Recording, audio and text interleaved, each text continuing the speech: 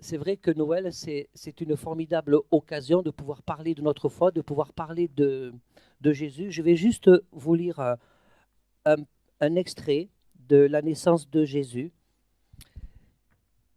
Dans Luc chapitre 2, verset 8, la Bible nous dit, il y avait dans cette même contrée des bergers qui passaient dans les champs les veilles de la nuit pour garder leurs troupeaux.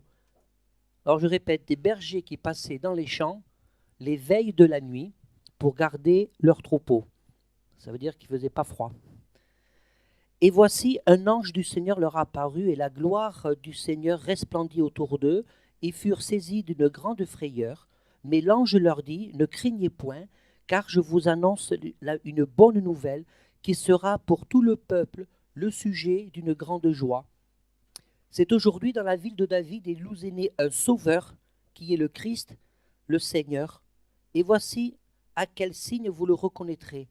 Vous trouverez un enfant emmailloté et couché dans une crèche, et soudain il se joignit à l'ange une multitude de l'armée céleste louant Dieu et disant « Gloire à Dieu dans les cieux très hauts et paix sur la terre parmi les hommes qui l'agréent. »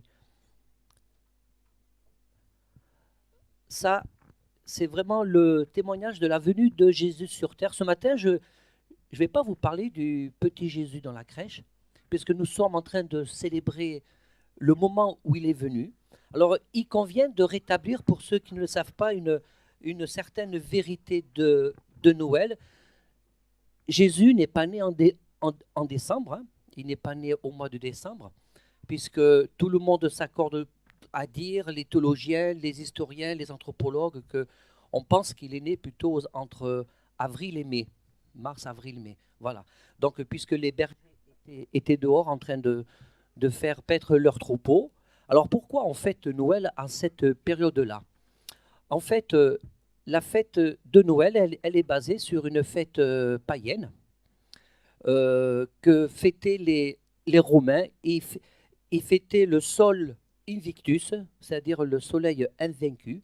Donc il y avait deux grandes religions à l'époque d'Empire romain. Il y avait le Sol Invictus et la célébration du dieu Mitra.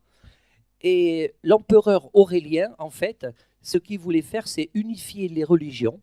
Et donc, la veille du 24, c'était consacré au Sol Invictus, le soleil invaincu, et la journée du 25 décembre était consacrée à la célébration du dieu soleil, le dieu Mitra. Et c'est en 336 qu'est apparue, en fait, de la part des chrétiens, cette nécessité de faire une petite concurrence à tout ce qui était culte païen. Et donc, il y a cette notion de fête de Noël qui a été inclue en même temps que ces fêtes païennes. Et c'est à l'édit de Thessalonique, ensuite, en l'an 336, qu'il a été promulgué l'interdiction des fêtes païennes au bénéfice de cette fête chrétienne quand le témoignage chrétien a pris de l'essor dans tout l'Occident. Alors, vous voyez, dans certains de nos milieux, il y a des gens par esprit de radicalité qui disent, comme c'est une fête païenne, on ne va pas célébrer à cette période-là la fête de Jésus. Je pense que tout ce qui est radicalité, par essence, n'est pas positive dans la relation humaine. En fait, qu'est-ce que nous faisons là?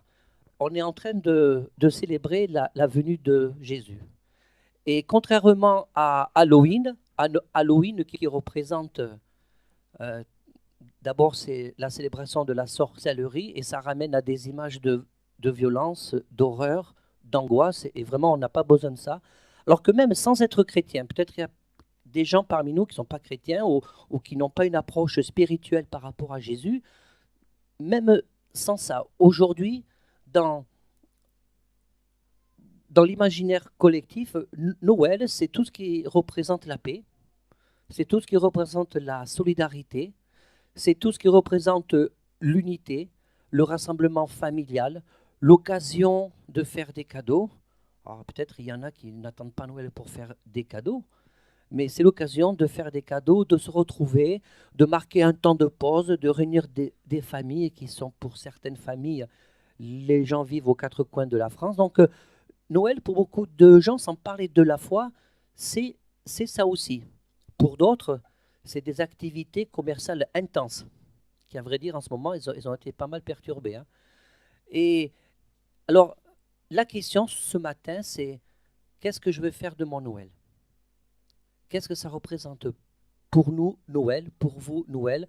Le fait juste de se souvenir, peu importe le moment, on pourrait très bien le célébrer entre avril et mai, hein, le Noël, quoique rien ne nous empêche de faire quelque chose en pensant à la naissance de Jésus au mois de mai. En plus, il fait beau. Mais qu'est-ce que ça représente aujourd'hui, Noël, pour vous? Peut-être rien, peut-être des mauvais souvenirs. Il y a des gens pour qui Noël est un drame parce que c'est associé à des mauvais souvenirs, à des décès, des accidents, des mauvaises périodes de la vie. Donc en réalité, Noël, ça ne représente pas toujours dans l'esprit des gens un bon souvenir. D'autres, ça représente un excellent souvenir. Et avec tout ça, mais qu'est-ce qu'on fait? Ce matin, je voudrais vraiment vous annoncer que Noël est une occasion. Quand je dis Noël, je parle de célébrer, de se souvenir que Dieu a tant aimé le monde qu'il a donné son Fils unique, afin que quiconque croit ne périsse pas, mais qu'il ait la vie éternelle. Il y a des gens qui n'ont pas la foi, qui ne croient pas en Dieu, mais qui ne peuvent pas nier le fait historique qu'un jour un monsieur qui s'appelle Jésus est venu sur la terre, qu'il a lancé une nouvelle religion et qu'il est mort sur la croix parce qu'il a été trahi par les siens. Mais c'est bien plus que ça. Jésus ne se limite pas à la religion et à l'histoire. La venue de Jésus, c'est pour nous proposer un autre chemin. La Bible nous enseigne que Dieu a tant aimé le monde qu'il a donné son Fils afin que quiconque croit ne périsse pas, mais ait la vie éternelle. Ça, c'est la finalité. Et la venue de Jésus, pour ceux qui acceptent, parce qu'on peut fêter à chaque fois qu'une personne se tourne vers Jésus, eh bien, c'est aussi une fête de la venue de Jésus. Et même si Jésus il est venu très modestement sur terre, il n'est pas venu dans un carrosse d'or et de diamants, il a été fêté par les anges comme il se doit en tant que fils de Dieu, en tant que roi, en tant que Dieu lui-même, parce que la Bible nous dit que Jésus est Dieu. Et moi, je voudrais vous parler, pour terminer ce matin, de ce Jésus qui est vivant. Nous croyons que Jésus est vivant. Ce n'est pas une histoire de religion, ce n'est pas une histoire de protestantisme, d'évangélisme, etc. C'est simplement une histoire biblique. Et j'aime à dire que Jésus n'est pas venu pour juger, il est venu pour aimer. J'aime à dire que Jésus n'est pas venu pour culpabiliser, il est venu pour restaurer. J'aime à dire que Jésus n'est pas venu pour faire des reproches incessants sur le passé, il est venu pour proposer une nouvelle vie. Il y a ce verset qui est formidable dans la Bible, c'est que la Bible nous parle, celui qui se tourne